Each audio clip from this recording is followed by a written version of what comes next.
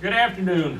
I pray that you're having a blessed Sabbath, especially those that are out on the streaming, live streaming, and then those that will see this on DVD at a later date in about a month or so. Because I know they just did the mail out last week, so it'll be about a month before the next one. I've been around a long time, and I've been working on some property up in Paris. It's slowed down now because it's getting into winter time, and it's also, it rained on me the other day, and so I can't get into the property because it's that old black land clay, and it sticks to everything.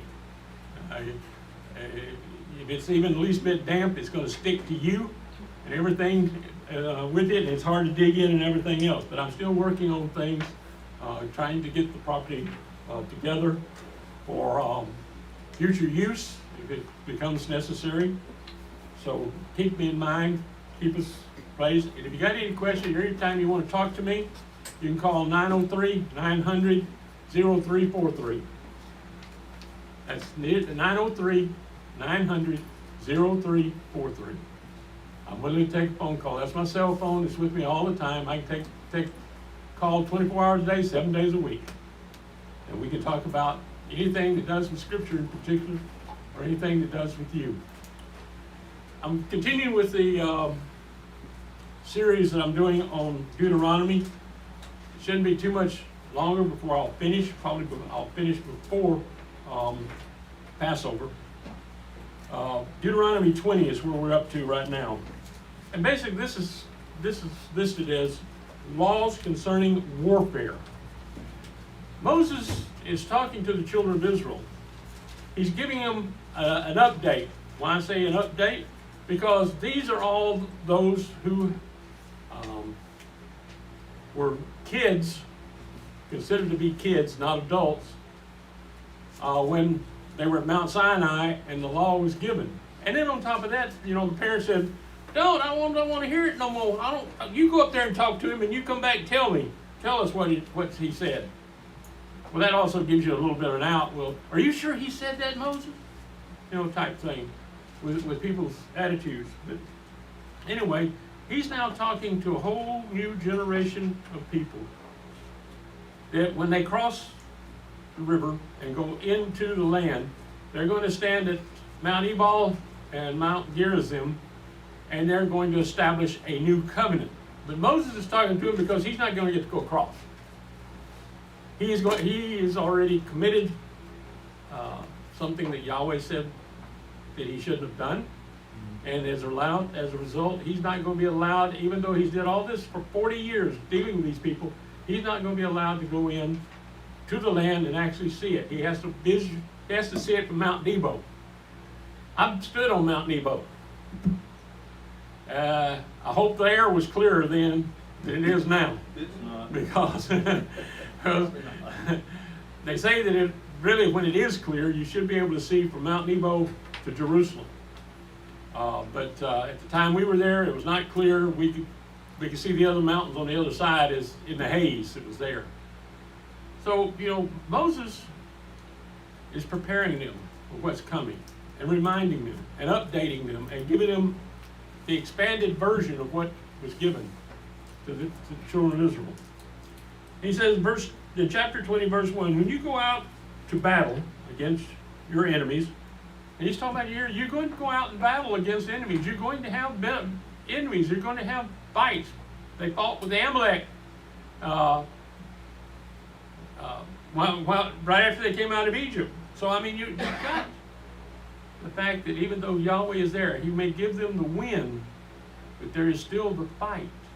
There's still the taking the sword and fighting with somebody else for your life. And they're also fighting for their life because your intent is to kill them and their intent is to kill you.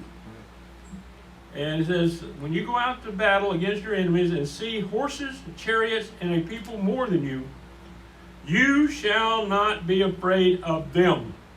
And that's the positive side.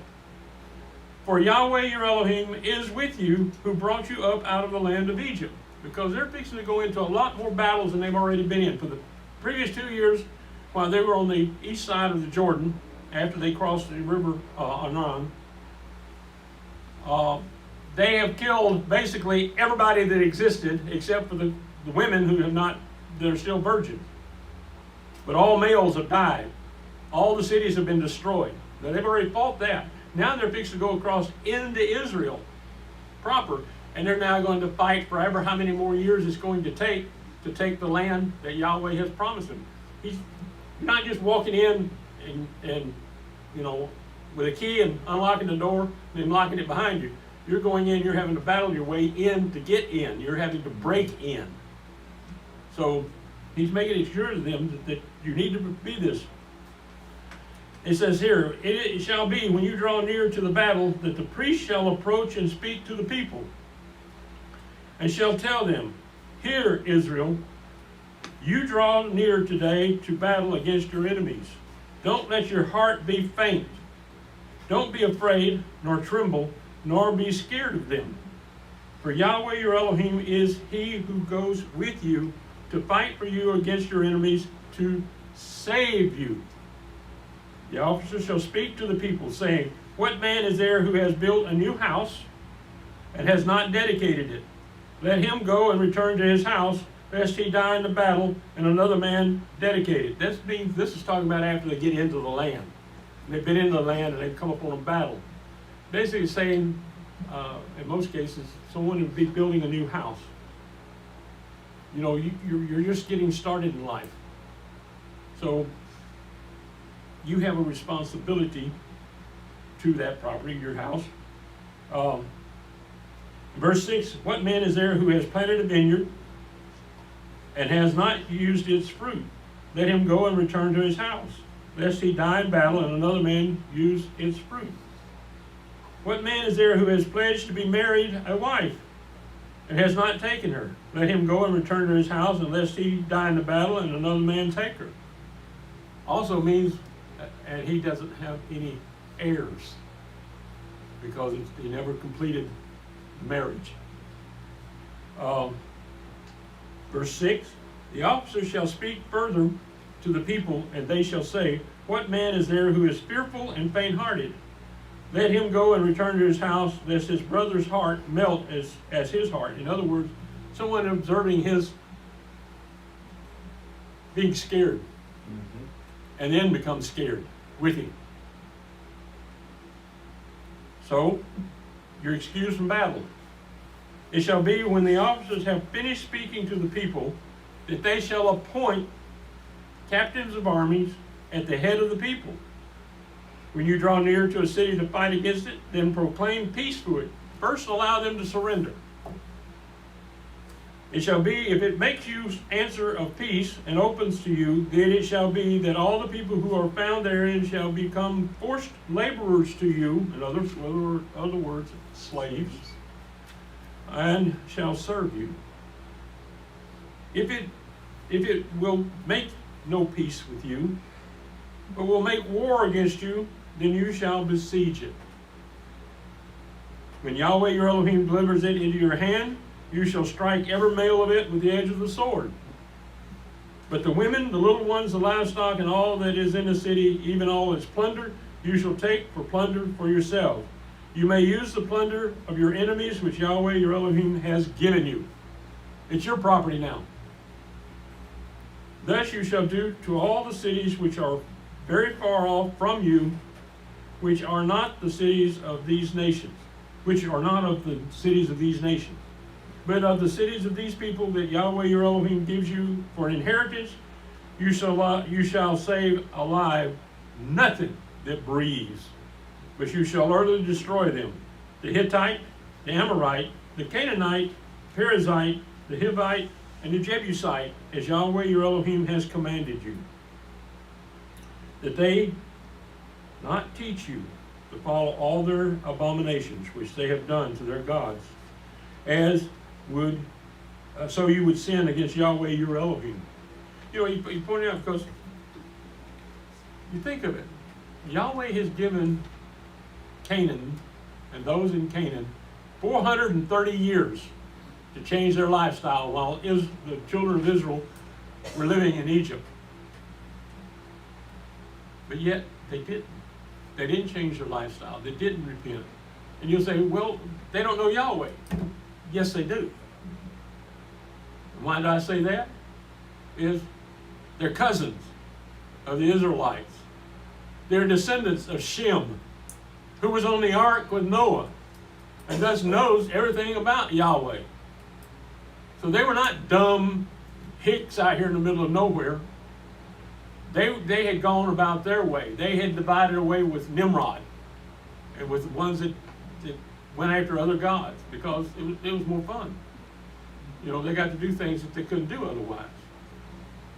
So Yahweh says, now it's a time for punishment. That's literally what's going to happen here. It's time for punishment. Let's see here.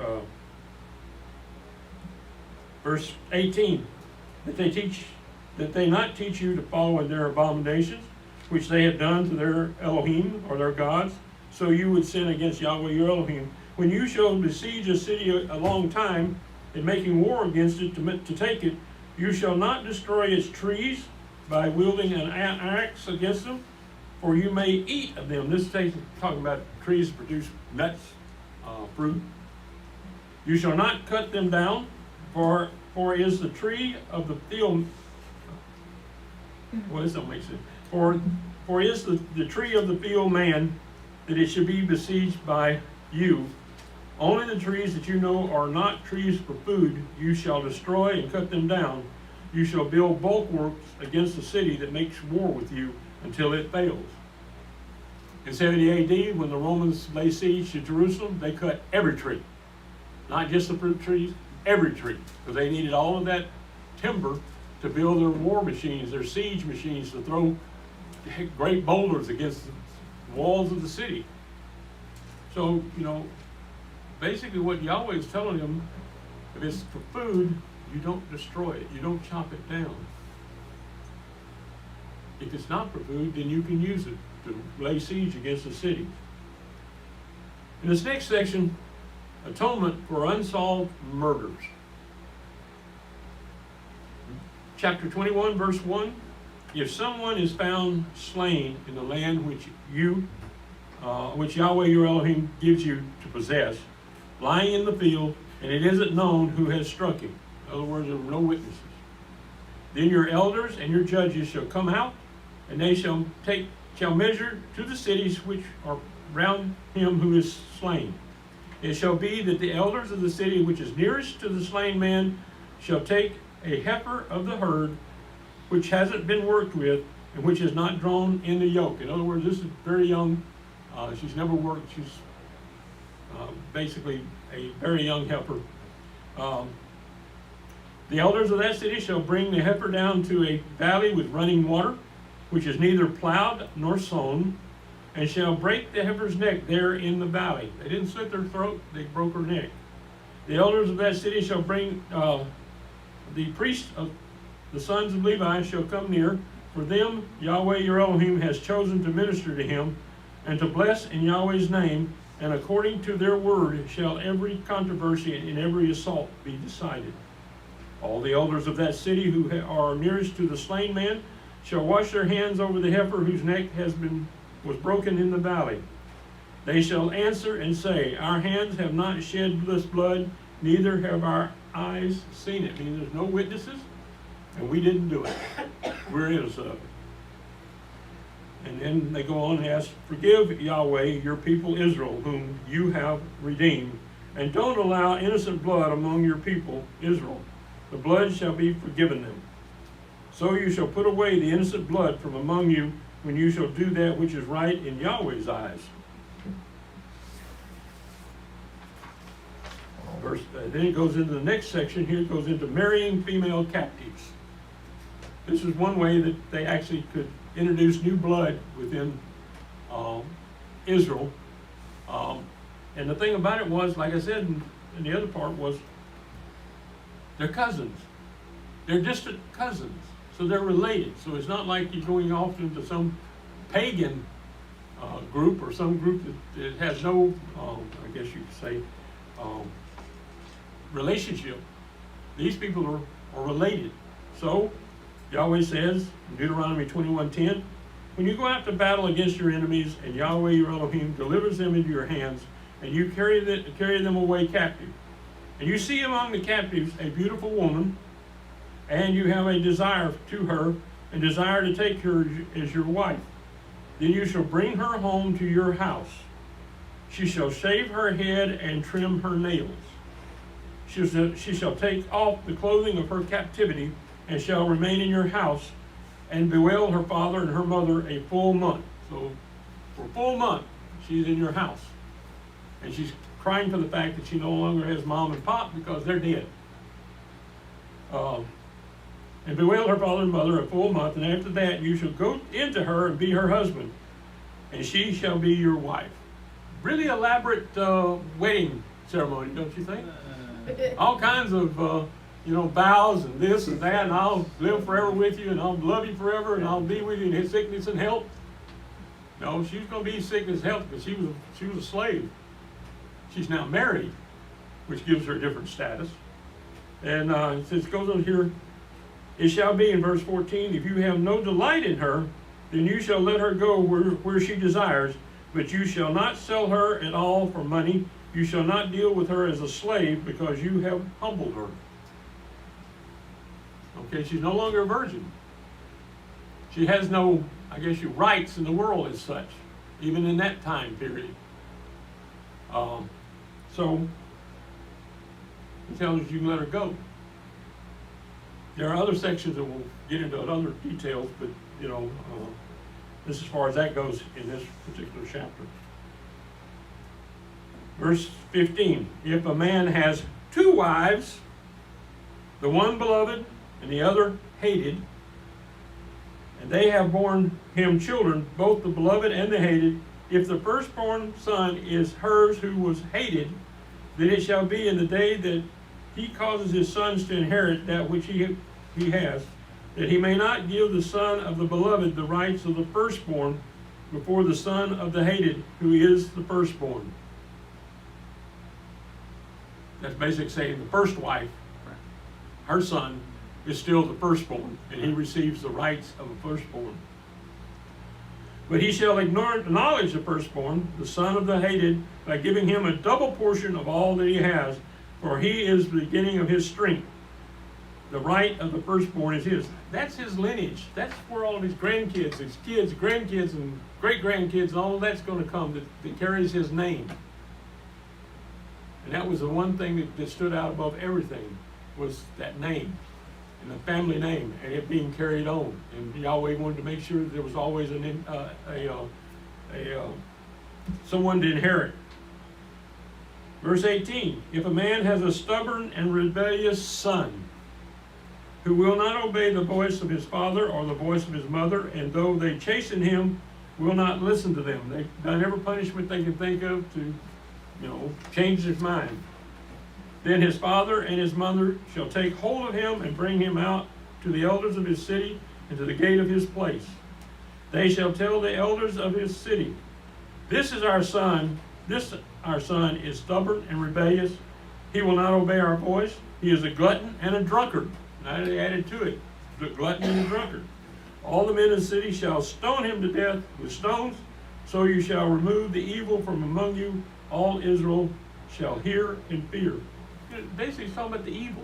It's not so much the son, it's the evil that he incorporates, that he spreads throughout the group. Because if he gets away with it, it's like, I've been in an organization before where the firstborn son of one of the spiritual leaders was selling drugs during the Feast of Tabernacles. Okay? But that's this minister's son. We should treat him different than we treat the other kids. If it had been any of the other kids in the campground that were not the minister's sons, they would have grabbed him up by the arms and tossed him out of the camp. But he's talking about you're supposed to take care of the evil, no matter who it is, no matter where it's coming from. And in verse 22, if a man has committed a sin worthy of death, notice that part, worthy of death, and he is put to death, and you hang him on a tree. Sound familiar? His body shall not remain all night on the tree, but you shall surely bury him the same day before sunset. Yes, Tony? You think in this section of verses 18 through 21 that would apply to maybe a son who won't stop stealing either? Well, you don't put them to death for stealing. In India, some parents I knew actually strangled their son to death because he wouldn't quit stealing. Yeah. Usually they had been run out of several villages. The police had beat that boy and let him go, but he would never quit stealing. He was about 13. Finally, they were vexed, and so they took him out to the field and gave him a cup of poison. He wouldn't drink it, and so they both strangled him. They said, Wow. You're a big trouble to us. But you can see how, various societies handle certain problems. The thing about it is, though, in Scripture it says worthy of death, and nowhere do I find stealing as being something worthy of death. So, Well, it said that he should not. It says he's not obeying the voice of his father or mother. You think maybe that includes telling him not to steal? now that one you might be able to hang him on, okay? It is the fact that he wouldn't do what he was told to do. And for some of those that are back there in the back room, back there in the back room, the teenagers, take this to heart. And as Johannes was talking about earlier, the good old days compared to now. So, you really have to put things in perspective. It says here, verse 23, his body shall not remain all night on the tree, but you shall surely bury him the same day, for he who is hanged is accursed of Elohim, that you don't defile your land which Yahweh your Elohim gives you for an inheritance, which is what was the reason that at the end of the day, when Yeshua was executed, you can use any other term you want to, but he was executed. He was hung on a tree. By that time, the Israel was incorporating this action of putting the person on the tree after stoning to hanging them on the tree before stoning, so they bypassed one of the steps. And so they didn't have to deal with, picking him up and then nail him in the tree. They just nailed him in the tree to start with. But he still had to be taken down and buried before sunset of that evening.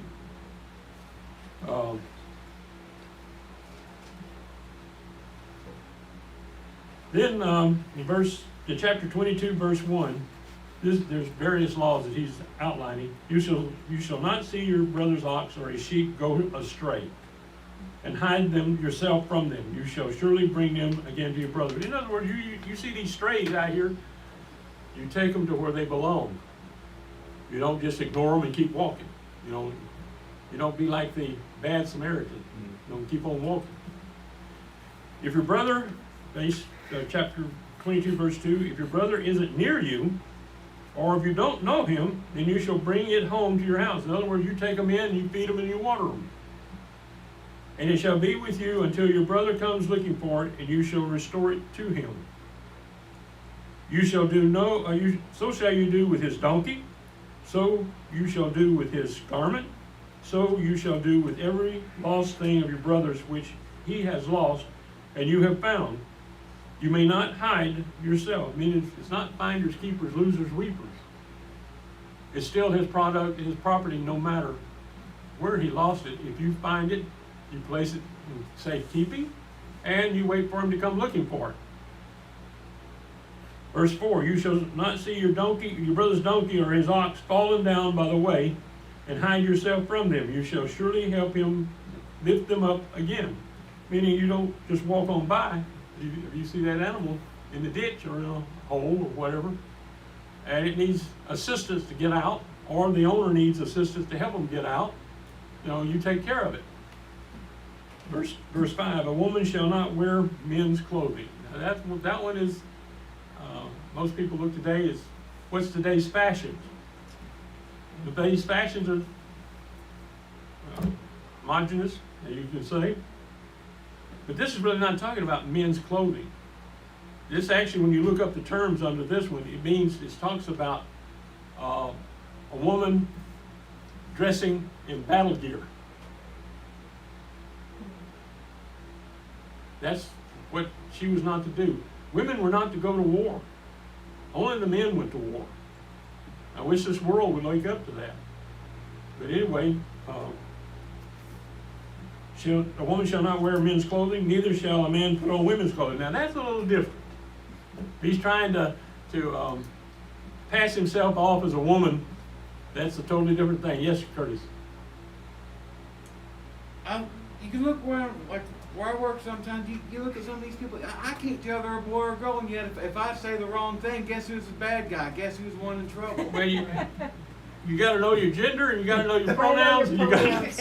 Yeah. Just use Call them they by and their them. name. They and them. That's all you use. They and them. There's a TV program on NBC, I'm not sure if it's available here or not, called Big Sky. It's a mystery, murder mystery type thing dealing with human trafficking. And one of the stars in this particular program is a binary trans, what? I forgot all the terms. I can't keep track of all of it. I mean, this guy is, if you saw him on the street and had no idea, not a bad looking girl. But until she opens her mouth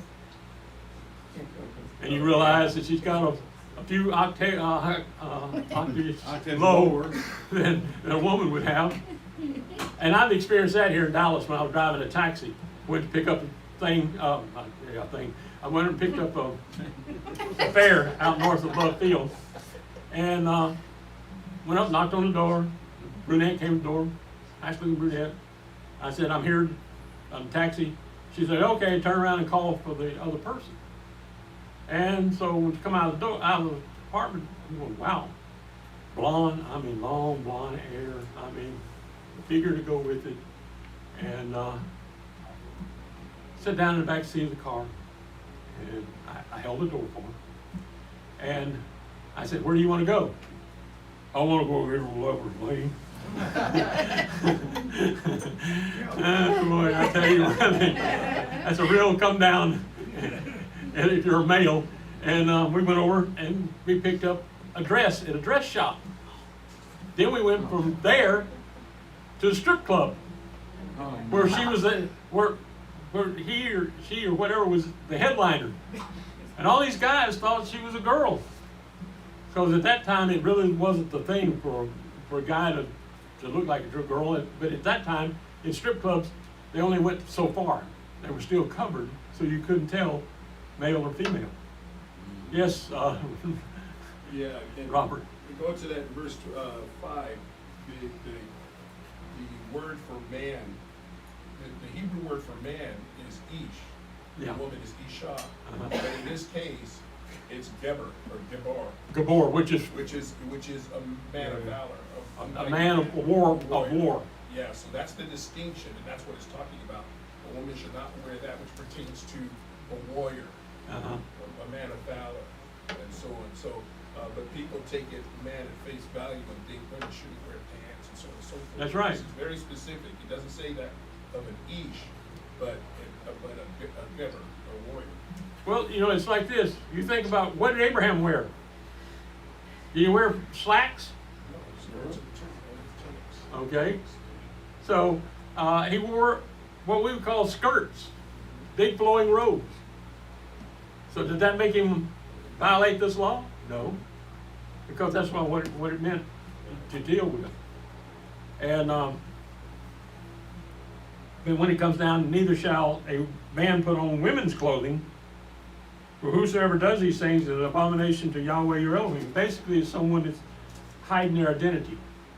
Yes, Robert. Again, in context, remember when Yahweh tells Israel to be a man of valor, to stand up and be a man of valor, so that they wouldn't be afraid to go into battle when they were outnumbered. So I think that in context is speaking that a man should not disguise himself or pretend to be a woman. He should stand up and be a man. Yeah, get some backbone, some fortitude. It's a backbone, right? Get some backbone. Do the job that you were created for. Deuteronomy 22:6. If you come across a bird's nest on the way, in any tree or on the ground, with young ones or eggs, and the hen sitting on the young or on the eggs, you shall not take the hen with the young. You shall surely let the hen go, because she can produce more eggs and more offspring. But the young one you may take for yourself. You can have it for dinner. That it may be well with you, and that you may prolong your days. This is another form of, I guess you could say, taking care of the environment. Because if you kill the mother, the female, she will not lay any more eggs. You just take the child, she will reproduce and lay more eggs forever, how many generations thereafter, and keep the lineage of the birds, or that particular bird lineage going. Verse 8, when you build a new house, then you shall make a railing around your roof. Why would you want to do that? Common sense. Common sense. Have you ever gone up on the roof of a house? What do you think about when you're up there? Not I fall. hope I ain't gonna fall. Okay?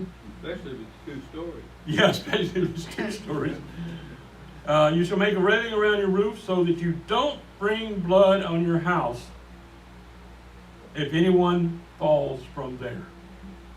It's just basic common sense of what's to be done. You shall not sow your vineyard with 2 kinds of seed, lest all the fruit be defiled. The seed which you have sown and the increase of the vineyard. You shall not plow with an ox and a donkey together. Well, you look at what the size of an ox compared to the size of a donkey. So you're going to have one side that's pulling to the left because it's the ox and he's big and he's got more strength than that little donkey. All that donkey doing is being drug along with it, saying, "Oh no, why are they doing this to me now in my life?" And it's like any of the other animals. Not just even with donkeys, it should be 2 donkeys or 2 oxen or 2 horses. What can do together with the same harnessed strength. Verse 11, you shall not wear clothes of wool and linen woven together. That's a big one that a lot of people argue over. But anyway, yes, Tony. Could you maybe comment a little bit more on verse 9? What would that be applying to? Would that apply maybe to the hybrid or the splicing of, fish with tomatoes or whatever we have today? Well, it could apply to the fact of being that close together. Certain plants could cross-pollinate, and you wind up with 2 different things. How many of you believe that now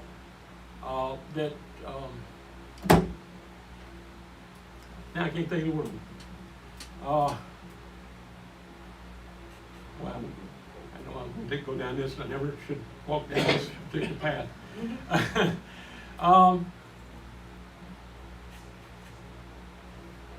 Nectarine. I get that word right yet. Yeah. How many of you believe that nectarine is a hybrid? I don't know. A peach is a peach and something else, isn't it? Nope. I thought so too. So I went and looked it up because I was with this land. I'm planning on planting fruit trees. But a nectarine is a peach without fuzz.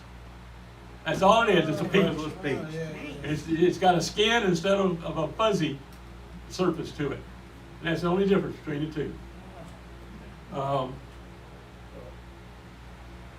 Well, you think this could apply to, the hybridization of seeds today that are maybe mixed with other types of seeds or mixed with other types of, even animal and, the vegetation? I know they're trying to get all these chimeras created. A chimera is a mix between animal and plant in Right. some cases. That's because as scientists, they can always figure out something to do that has nothing to do with the real world. We're experiencing that right now with the COVID. It was created in a laboratory. And you're going, well, we got to create it so that we can know how to fight it. Well, they didn't do too good a job of learning how to fight it either. If you don't create it, you ain't gotta fight it. Yeah, if you don't create it, you don't have to fight it. And so, you know, it's like that. And then going back to your question about the hybridization. The problem with cross Pollinate. pollinating and things of that nature, now you can get additional plants, but they're still the same plant. But the problem when you get into and certain vegetables and all is you're actually causing that plant to become the ones produced with the later seed to be sterile and not able to produce any seed at all. I just thought of something I can't remember what particular one it is that, and then good old again the scientists and working with all of this, they want to have a specialty where the new seed will survive being sprayed by Roundup. Okay? Mm-hmm. But they don't determine what it does to your body. Because that Roundup ability not to be, affected by it goes into your body. But at the same time, they're not willing just to do that. They now have to come down with seed that will only grow one year. It produces, the seed that is produced is sterile, cannot be reproduced. And then they come up with the ways of genetically modifying it, the GMO, where they have exclusive, the company that developed it, have the exclusive rights to it. You cannot save any of the seed if it will germinate the next year, because that's GMO. That belongs to the Monsanto or whoever created that particular line, and they own it no matter what. Anytime the DNA, RNA is changed, the ones that developed that are the owners of that patent on that item. And so you can't do it, because they'll come along, if you don't buy a seed from them next year and you plant, they'll come by and they'll test it, and if it shows their genetic modification, then they'll take you to court and take the whole crop.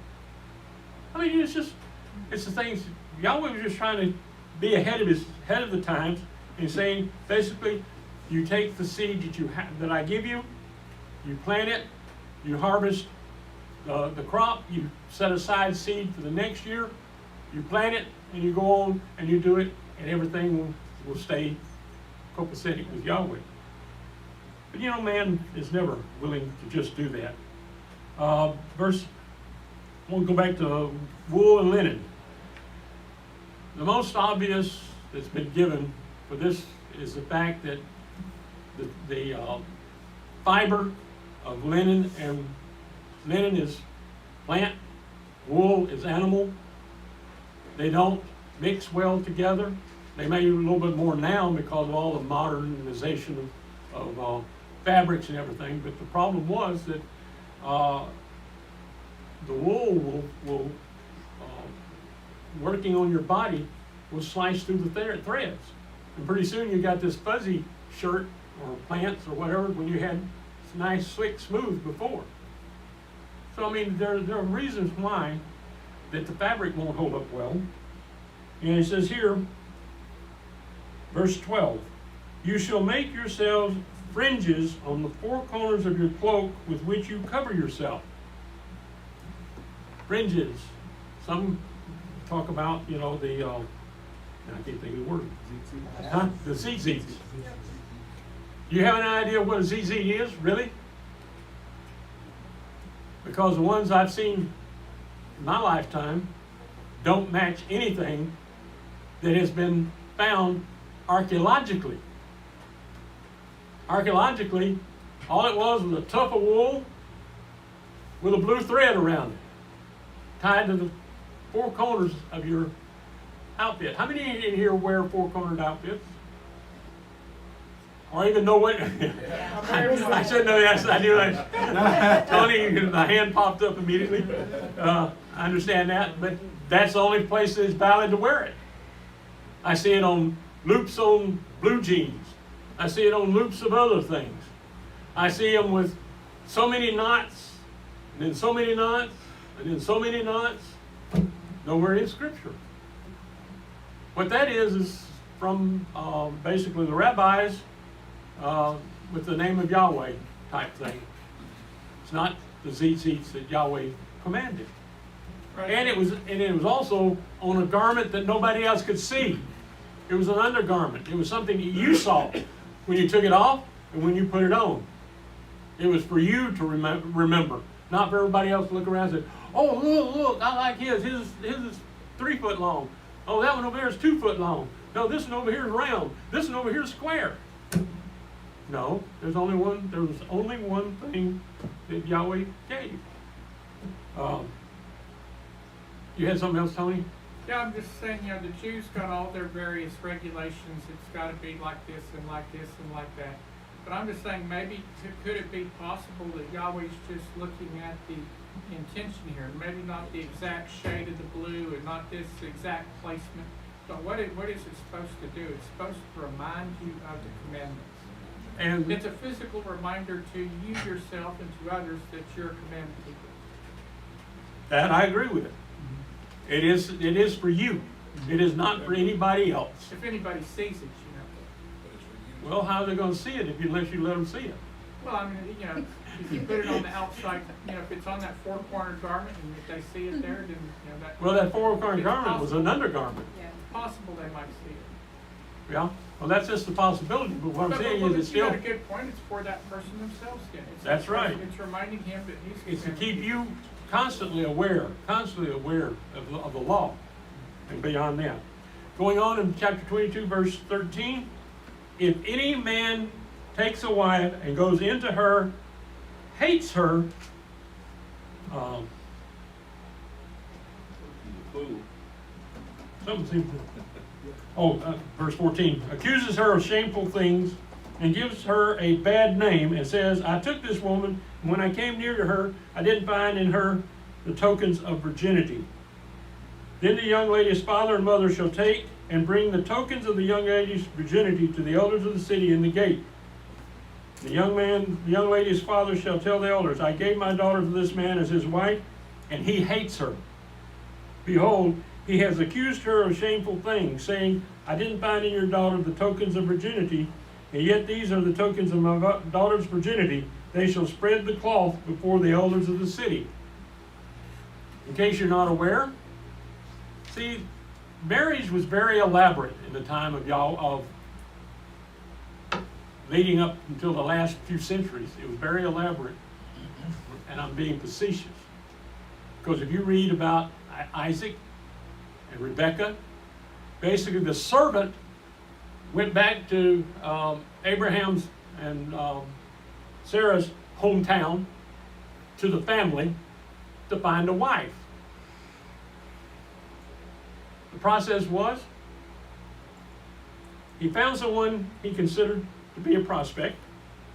He talks to the eldest brother, because I don't think the father was alive at this time, her eldest brother, and with the rest of the family, and it was decided they were willing for him to marry her, and they were going to be given a dowry. Not a diary, a dowry. And but the thing was, they basically said, if she's willing. So a proposal of marriage is made by the servant, not by Isaac. She accepts. Okay? And what do? The next day they hop on their camels and ride away. And then when they get back to where Isaac is, he's out in the field walking around, and when she sees him, she asks the servant, who is this guy? Oh, that's Isaac, that's your husband. See, she was, in the eyes of Yahweh, she was already married to him when she accepted his proposal. Okay? And so, at that point, she, as their custom was, she put a veil over her face. She gets down off of the, I guess she didn't want to scare him when she first met him. gets down off the camel and goes over and meets. They talk a little bit, and what is the first thing they do? They go to his mother's tent. And at that point, they consummate the marriage. Even in the time of Yeshua, the husband or the bridegroom, they would go to the house of the girl that had accepted his proposal and bring her back to his house where the party was going on, the marriage supper. And there was a room set aside, the bedroom that was set aside. Her female relatives had gone in there and placed a cloth on the bed. They go into the room. That's the first thing they do, just like with Isaac and Rebekah. They go into the room and they consummate the marriage. And when they come out, the relatives of hers goes in and collects the cloth. For the reason that this we're talking about right here is if case the husband comes back and says, "Oh, she wasn't a virgin. She don't. There's no proof, and all this type of thing." Then the dad did what? Behold, he has accused her of shameful things, saying, "I didn't find in your daughter the tokens of virginity, and yet those are the tokens of my daughter's virginity." He laid out, "They shall spread the cloth before the elders of the city." The proof. And the elders of the city shall take the man and chastise him. In other words, give him a good whooping. Attitude adjustment. Huh? Attitude adjustment. Yeah. Yes, Tony. In some tribes in India, this is still practiced. Yep. And if it's it's a girl living by herself or a grown girl, it's not different. But if a young girl living in her father's house, it's a great shame in India if that girl's ever not a virgin and she's married. You never Oh, yeah. see it. Oh, yeah. So they're very careful. It about was the there girls. too. Once she matures. That was they're why very that they had to have proof of tokens. Then in verse 19, they shall fine him 100 shekels of silver and give them to the father of the young lady, because he has given a bad name to a virgin of Israel. She shall be his wife. He may not put her away all of his days. There cannot be a divorce at a later date.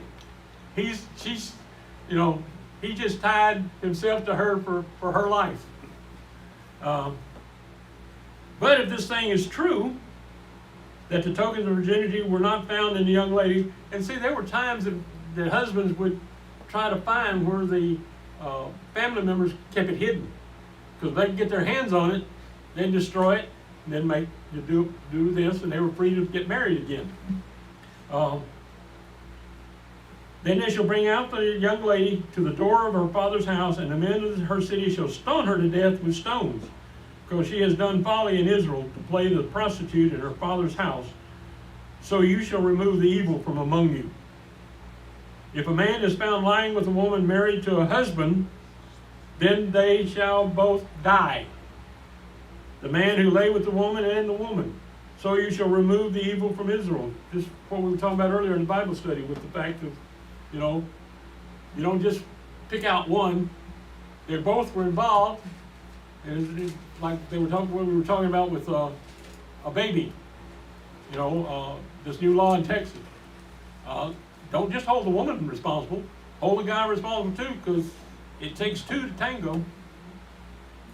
And it takes two to create that baby in the first place. And if he's not bright enough to take precautions, it's his problem. Yes, Tony. Do you think this could be the reason why Messiah forgave that lady caught in adultery? Because the man was not there? That's right.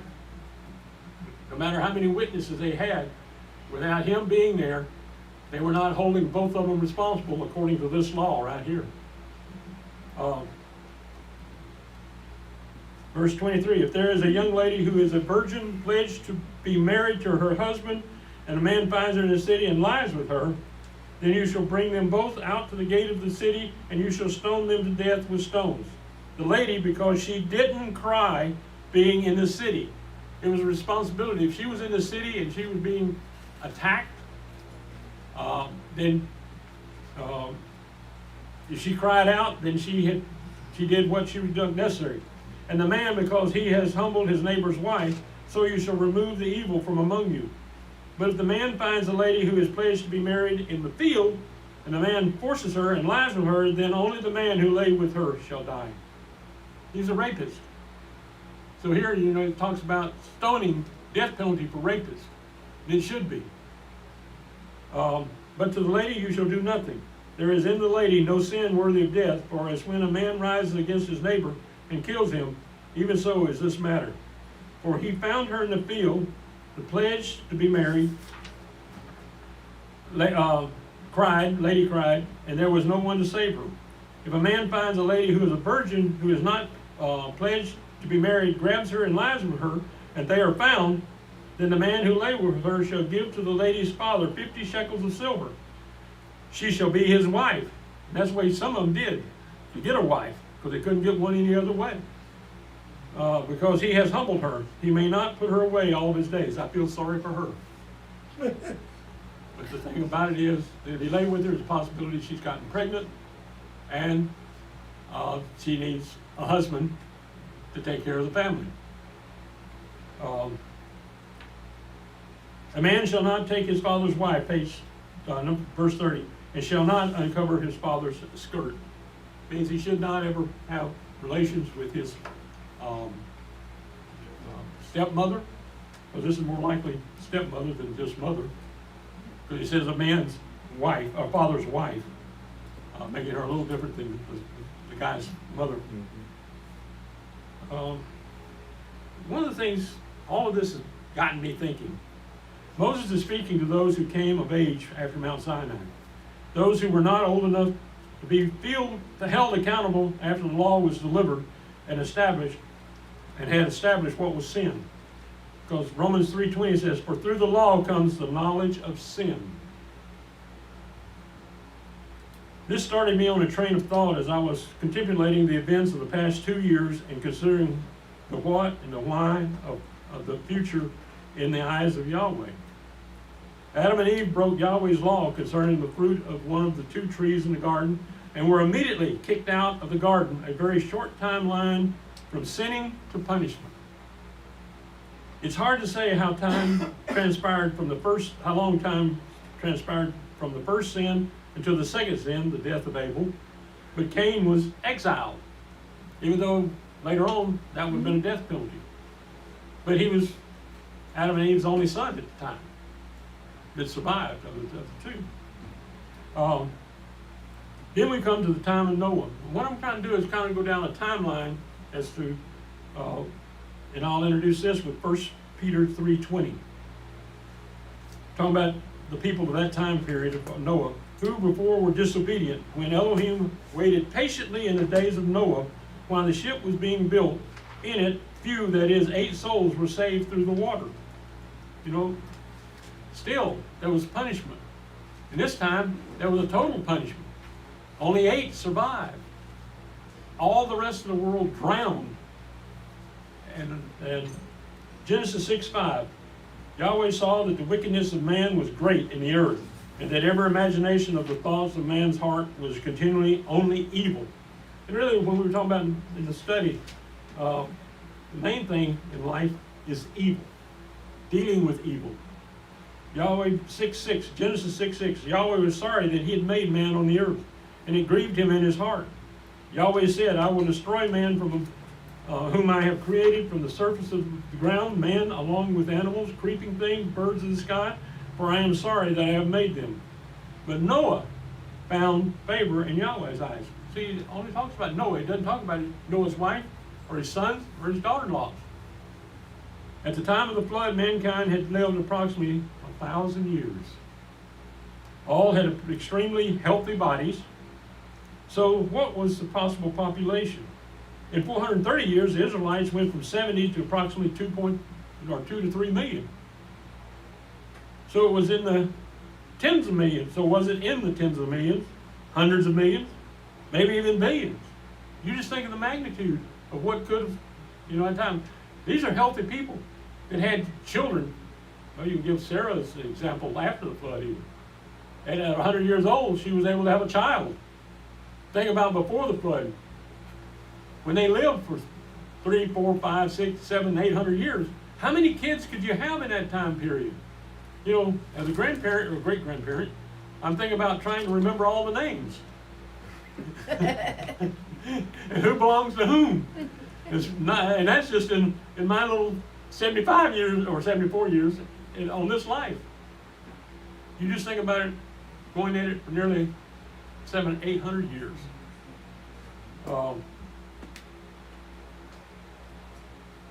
Let's see, okay. Noah warned them for between 100 and 120 years while they were building the ark.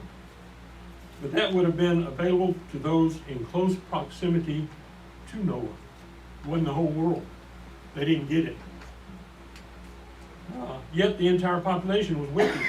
Evidently, that applied to Noah's sons. They survived. Why did Yahweh survive? Not just because of what Noah was doing, but who was going to repopulate the earth? Because I'm trying to remember, Noah, I think, was what? 700 something years old? 600 to 700 years old. And he may have had a good body, his wife may have had a good body, but how many kids could she have at a time in order to repopulate the earth? Whereas with his sons, they could, and their wives, they could triple the output, so to speak. That's just one of the things that came to mind. Sometimes I go off on a tangent. Yeah.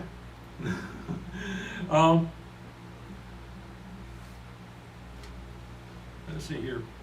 But also, it talks about that they had reached a point that nothing could be withheld from them. Look at what's been achieved in the last 100 years here in the United States even. It's getting to the point where basically it's coming down to the same type of conditions of not being able to,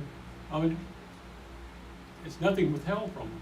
Whatever man can think of, mankind seems to be able to work at it and do it. Because you just look at, with the splicing these viruses together and doing these other things, of what they can do. What they're trying to do is trying to splice human tissue into plants and other animals. The next destruction of life was limited to the cities of the plains in the time of Abraham, Sodom, and Gomorrah. I may not be quite literal in my timeline, but it's about that. In Genesis 18:20, we're still in the same book, Yahweh said, because the cry of Sodom and Gomorrah is great, and because their sin is very grievous, I will go down now and see whether their deeds are as bad as the reports which have come to me. If not, I will know. Dropping down to verse 32. And he said, oh, don't let the master be angry. And I will speak just once more. This is talking about Abraham talking to Yeshua. What if 10 are found there? And he said, I will not destroy it for the sake of 10. Going back to percentages like we were talking about earlier. What was this percentage? 10 out of all of the people that lived in that plain.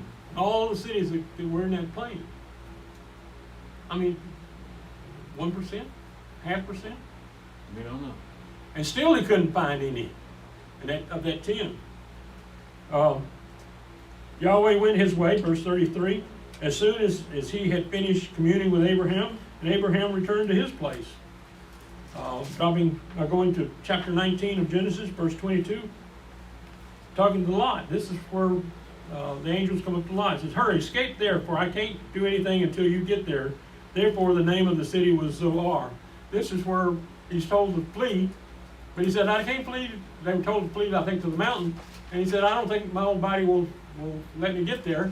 So we go to this nearby city, and he gives them permission.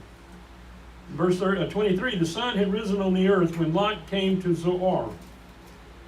Verse 24, then Yahweh rained on Sodom and Gomorrah sulfur and fire from Yahweh out of the sky. He overthrew these cities, all the plain, all the inhabitants of the cities, and that which grew on the ground.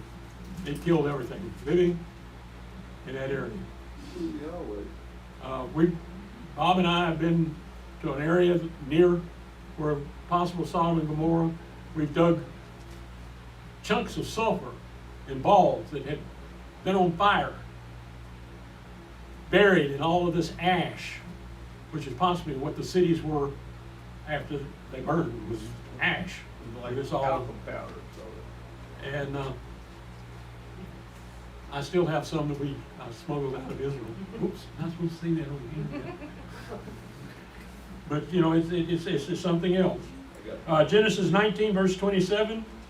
Abraham went up early in the morning to the place where he had stood before Yahweh. He went up to see what was going on.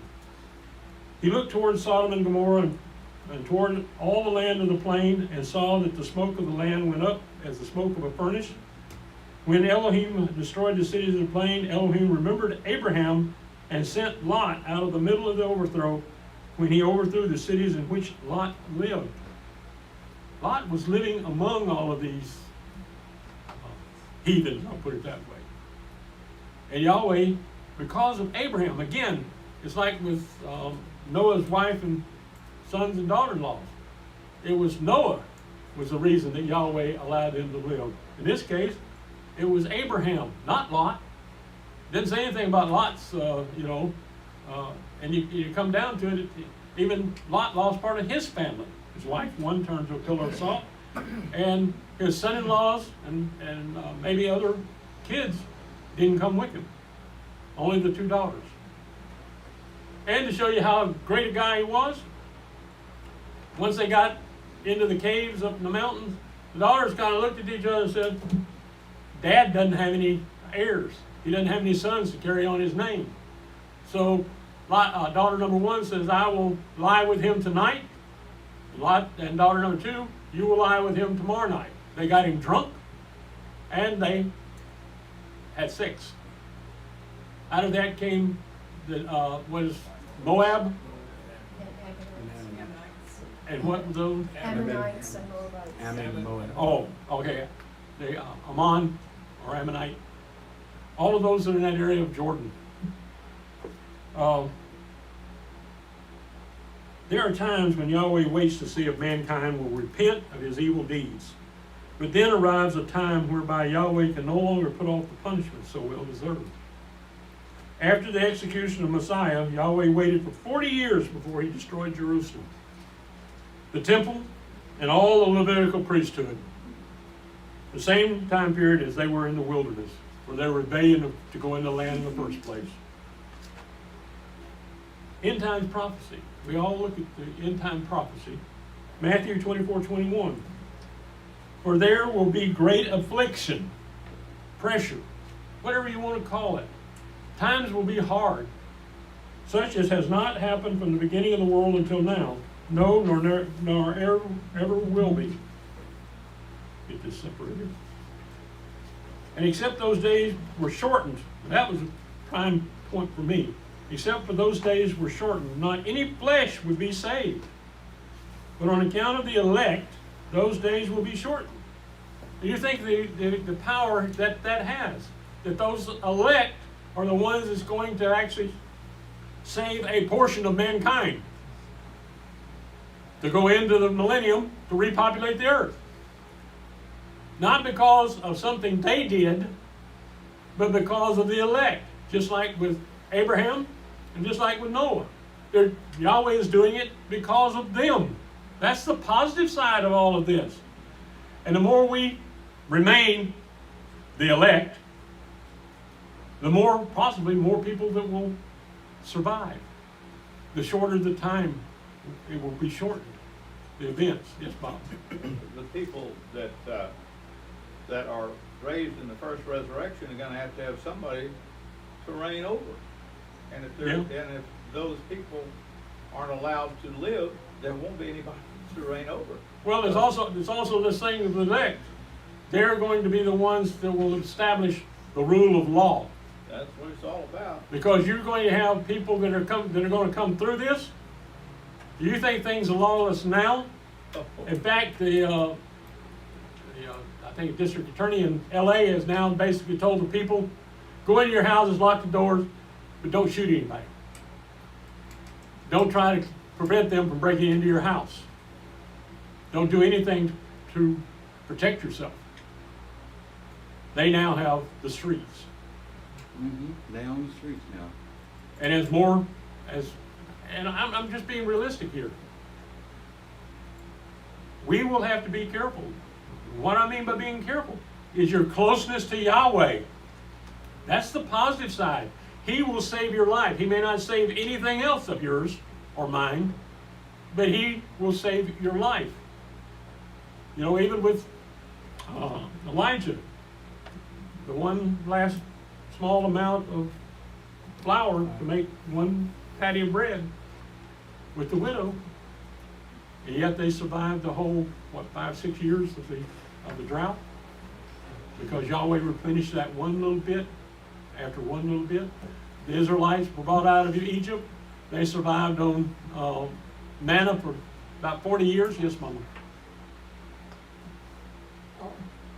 You think about it, in one of the scenarios, he told those people, when you see them, in Jerusalem, the city's surrounded, Yeah. to flee to the mountains. Yep. Don't go back in the house to get anything. Well, see, that's one of the things that I'm really trying to emphasize here, is that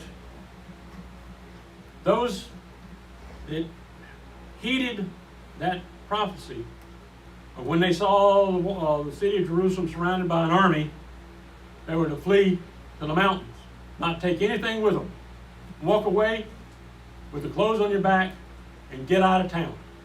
Quick. In 70 AD, there were a group that realized, followers of Yeshua, that understood what was about to happen and didn't blindly go to Jerusalem for Passover.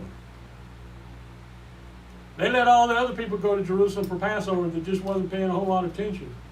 Well, they were making a trip the other direction, northeast into Jordan, to an area called Pella. There are people who believe that there is going to be a rapture. I've heard it in various forms. I was even with a group that basically what they had to say was a rapture, where the believers were going to be taken and housed for 3.5 years in a place of safety. What does Yahweh say? He will feed you wherever you are. Elijah was fed in the wilderness after confronting the priest of Baal, and after slaughtering them. Yahweh took care of it. But he took care of him because he was close in following Yahweh. Matthew 24:36, but as to that day and that hour no one knows, neither the angels of heaven except my Father only. But as the days of Noah, so also will be the coming of the Son of Man. That's the positive side. And you see these events developing, but you've got to pay attention to them, you've got to watch. Don't be disheartened. Actually, you should be glad, because you know the time is short. That you're not going to have to, you may or may not be able, that you may or may not be, survive it. But He doesn't promise you to survive it, because He has the ability to resurrect you. That's the whole point. And see, and that's the point here, not to get downtrodden because of the events, but make sure you pay attention to the events so that you yourself will be strengthened by those events, knowing that the things are coming about, that He has promised, and it is a very short time till Yeshua returns. He said, for as they were in the days before the flood, eating and drinking, marrying and giving in marriage, until the day when Noah went into the ark, and they did not know until the flood came and took them all away. So also will be the coming of the Son of Man. At that time, two will be out in the field, and one is taken away, and the other, and one is left. When it says taken away, it doesn't mean that. It just means that there were two people. One died, the other one didn't. And one is left. Two grinding the meal, one is taken, and one is left. Watch then, for you do not know in what hour your master comes. Verse 44, because of this you also be ready, for in that hour you think not the Son of Man comes. Who then is the faithful and wise servant, whom his master has set over his household to give them the food in season? Blessed is that servant whom his master shall find so doing when he comes. Verse 48, but if that wicked slave says in his heart, my master delays to come, and begins to beat his fellow servants and to eat and to drink with the ones drinking, meaning taking advantage of all the prosperity, just like you're seeing with a lot of these churches today, and all of a sudden their leaders are, coming up short because they got all this money and don't know what to do with it. I'm watching David.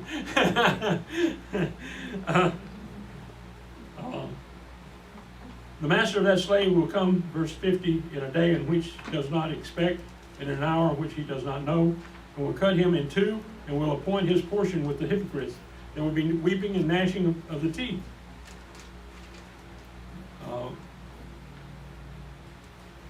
Read chapter 25 of Matthew, and he goes through and he talks about what you do and how you treat other people. Here's my personal belief. I believe our time is up. And now is the waiting, we're just waiting on the judgment of Yahweh. That all the things that are so bad in this world is coming to fruition. According to Scripture, even the prophets and the righteous endured during Yahweh's punishments. They were there just like everybody else was. There's no escaping. What I should say, there's no escaping without Yahweh's protection. I mean, he took care of them during those time periods. Even Daniel, Meshach, Shadrach, and Abednego, they went into captivity long before the story about the furnace came about. They went into captivity. But Yahweh took care of them because they were righteous. I do not think we will suffer any less. I think we should open our eyes to the evil now and face up to the reality and make more time available preparing according to the examples in Scripture than closing our eyes and stopping our ears like the Israelites did at Sinai. Revelation 6, verse 9. When he opened the fifth seal, I saw underneath the altar the souls of those who had been killed for the word of Elohim and for the testimony of the Lamb which they had.